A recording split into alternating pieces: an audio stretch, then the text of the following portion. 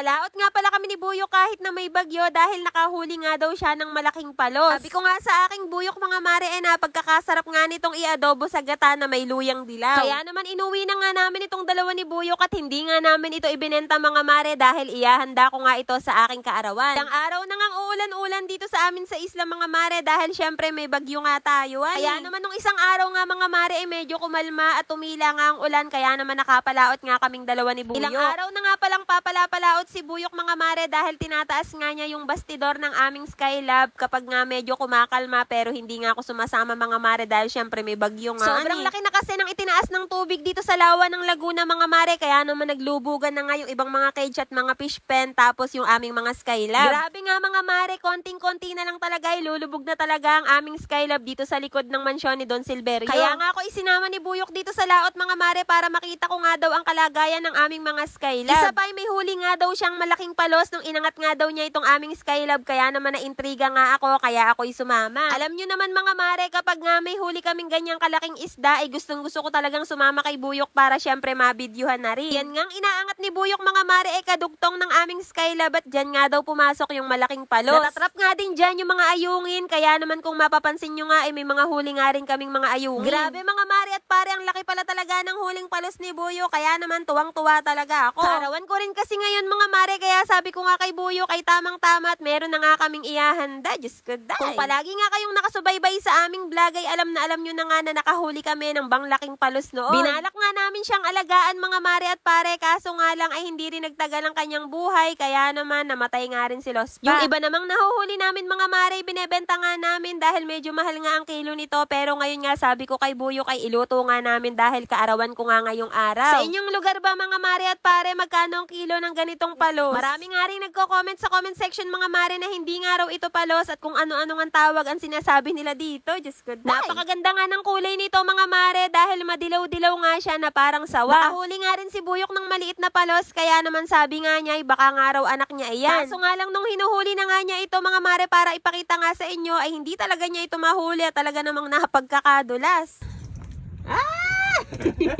Guys, oh. Tayo, mataas mo. Guys, oh. Alos! Wap! Sinubukan ko nga rin itong hawakan mga mare kaso nga lang ay hindi ko talaga kaya. Talaga namang nagtapang-tapangan lang ako.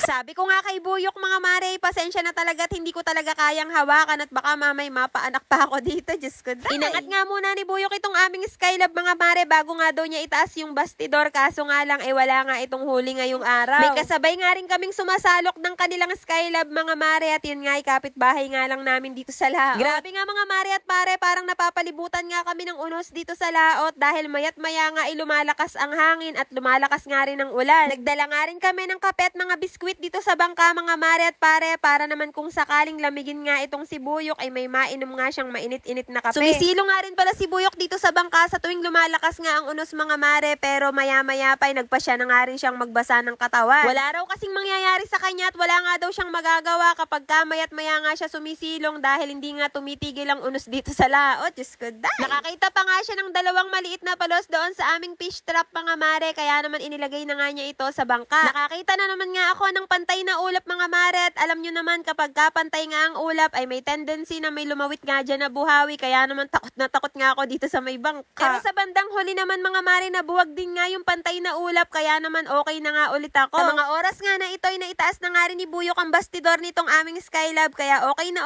nga ulit ito at pwede na nga ulit itong salukin. Siguro naman na hindi na nga ito lulubog sa tubig at sana nga'y mawala na nga yung mga bagyo at tumigil na nga ang mga pag-ulan. Maya pa ay nagyaya na nga rin akong umuwi kay Buyok mga mare dahil kaarawan ko nga ngayon at magluluto pa nga kami ng aming mga iyahanda. Excited na nga akong iluto itong palos mga mare at yung maliliit naman na palos ay tinapon na nga ni Buyok sa dagat para nga daw lumaki pa.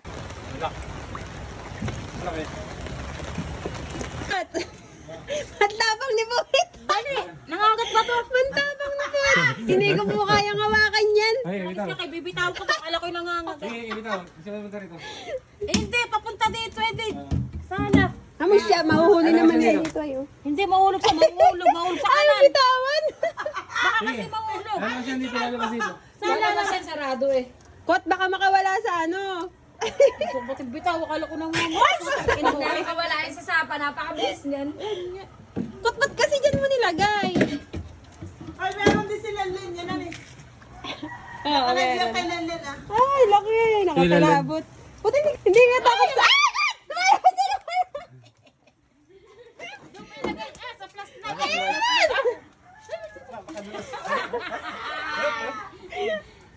Dumilagay sa lambat. Pwede na sa ano? Lagay kulong mo dito. Sa drum ko nga inilagay, lumalawit na ganun lumalabas. Kaawa ka na. Hindi na yun maluluto bukas, baka mamatay na yan. Tuluyan na nga nakawala si Lospa nang hindi namin namamalayan mga mare, kaya naman nagpabili na nga ako ng ibang mga ihahanda para sa aking kaarawan. Adobo sa gata na nga mga mare at pare, naging bato pa, Diyos ko day. Kaya naman ito na nga lang biko ang aming iniluto mga mare, kapartner nga ng pansit dahil maya-maya ay magluluto naman kami ng pansit. Matagal na kasi ako nagkikrave sa biko, kaya naman nagpabili na nga ako ng mga Ricardo. Napakasabaw nga ng kaarawan ko ngayong araw mga mare, pero di bale dahil sanay naman ako taon-taon nga ganito nga ang aking kaarawan. Nang maluto na nga itong biko, nilagay na nga namin ito sa bilaot, hinati-hati ko na nga ito ng medyo maliliit. Tapos ay binudburan ko na nga rin ito ng latik dahil ito nga yung nagpapasarap dito. Maya-maya pa ay pabali na nga raw ang Tatay Beckers, kaya naman kumuha na nga siya doon sa bandang gilid. Tapos ay nagdatingan na nga rin itong aking mga kaibigan at pinaggagayat na nga nila itong aming mga lulutuin. Grabe mga mare at pare, parang nadaanan din naman ng bagyo, talaga naman napagkakabilis mga maggagayat. Pagkatapos naman naming maluto ang biko ay sinunod naman naming lutuin itong pansit. Wala nga hindi masarap kainin mga mare at pare, lalo na nga kapag kaganitong maulanan. Napagkakasarap nga ng pansit mga mare at maya-maya nga lang ay nagluto na nga rin kami ng kalderetang manok. Tapos ay kinantahan na nga rin ako ni Loris at ni Bettina. Happy birthday, Ate Kay! Happy birthday, Ate Kay! Happy birthday, Ate Kay. Happy birthday, Ate Kay. Happy birthday, Ate Kay. Iba muli ah. Iba muli na. Loko na ha! Napalakpak ko. Yay! Kain na. So ayun na nga mga mare at pare, yan nga lahat ang kaganapan sa aking kaarawan at ang wish ko lamang ay sana nga'y mawala na ang mga bagyo, tumila na nga mga pag-ulan. Kaya naman kung nakarating nga kayo hanggang dito sa dulot, kung nagustuhan nyo nga tong video na to ay baka naman pa-heart at pa-share at syempre pa-follow na rin po. Yun lang mga mare, maraming salamat sa panonood.